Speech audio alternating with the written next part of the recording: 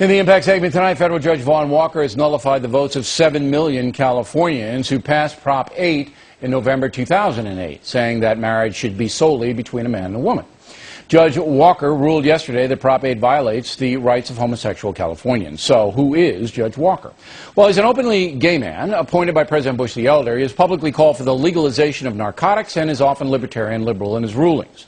Judge has stayed his own decision, which was appealed today, and will most likely go all the way to the Supreme Court. The White House was asked about the issue this morning. The president does oppose same-sex marriage, but he supports equality for gay and lesbian couples and benefits and other issues, and that has been effectuated in federal agencies under his control.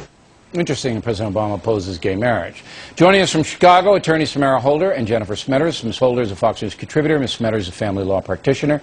So is this a fair ruling, Jennifer? No, I don't believe it is. Like you said, Bill, we have a couple of issues here. One, the judge, is this political activism from the bench? He might have recused himself, so we wouldn't even have had to have made that argument. Another issue at play here is the we, the people, has now been shattered. This judge's opinion contradicts really what the majority of the country is saying right now, and a majority of the states. Okay, but the argument is that in defined marriage. The argument is 1960, the majority of the country didn't want to give equal rights to blacks. Absolutely, that's but the Bill, civil that rights argument that the judge time. should blame. Yeah, But that changed over time, but Bill. it was wrong But not by one political activism by a judge. It was wrong, but eventually the people, the majority of the people, but Jennifer, wanted a change. If the federal government didn't impose civil rights on the country back in 1964, it wouldn't have happened. So that's what. It's not that's where, one man that's where making the judge, that decision, no, though. It is there was one a man, swell and of process. the country. All right. Absolutely. Absolutely. Tamara, let's go to you. And you like the judge's ruling. You think he did the right thing, but it does nullify 7 million Californians. They're going, is this democracy or what? Well, there are a couple of things here. The first is that the judge did not need to recuse himself. Remember, not only was he appointed by Reagan, but no, he appointed also by Bush represented... the Elder. Bush the Elder. I'm sorry, Bush the Elder. Right. But I'm just a few years off. But what I wanted to say is that he also represented the Olympics against the gay Olympics. So he is a conservative judge. Just because he's gay doesn't mean he needs to recuse himself. No, now, he's not conservative. I'd say he's a libertarian judge. I would say he's libertarian. All right, but look. Okay, well, his previous rulings... If you live in California and you voted against Prop 8 for whatever reason, okay, and then you say, well, why did I even show up? Well, what is this? One guy makes this decision? I mean, how do you explain that?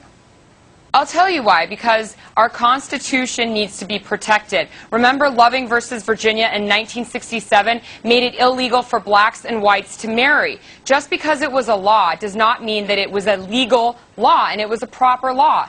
So this is that we're looking at the same thing here. We're talking about equal rights for everyone. Okay, but the Constitution doesn't address marriage. It's a state issue. Jennifer, it's going to go to the Supreme Court. It is not a state issue. It is. Yes, I mean, according to the Founding Fathers, it was a state issue. So, I mean, sure. Tara, yeah, you know, I know they don't mean much these days, but that's what it was back then. Okay, now, Jennifer, you can't it's going to go to the Ninth Circuit Court of Appeals, which will uphold the judge's ruling because it's a liberal court. Then it kicks into the Supreme Court. What do you think happens there? Well, you know, what's funny about this, Bill, is we may have the Massachusetts issue getting to the Supreme Court before this case. Ah, that's interesting. You know, because we have the Defense of Marriage Act at play. Right. And at play there, what is in common with this case, is can a state define what marriage is? Okay, but make a prediction, Jennifer. Supreme Court does what? Well, Supreme Court does. I think they need to give the rights back to the state to define what marriage is. That's what your prediction is. It goes to state right. Tamara, why does President Obama oppose gay marriage? I think it's a stupid, stupid thing for him to say. I think that he needs to either say he opposes gay marriage and also these civil unions, or he's in support of gay marriage. Why do you think he opposes? Why do you think he opposes?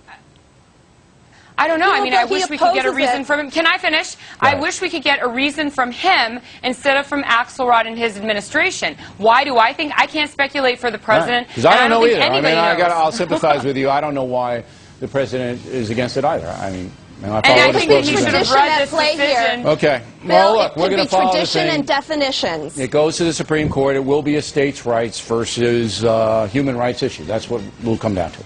Ladies, thanks very much. Plenty more ads. The Factor moves along this evening.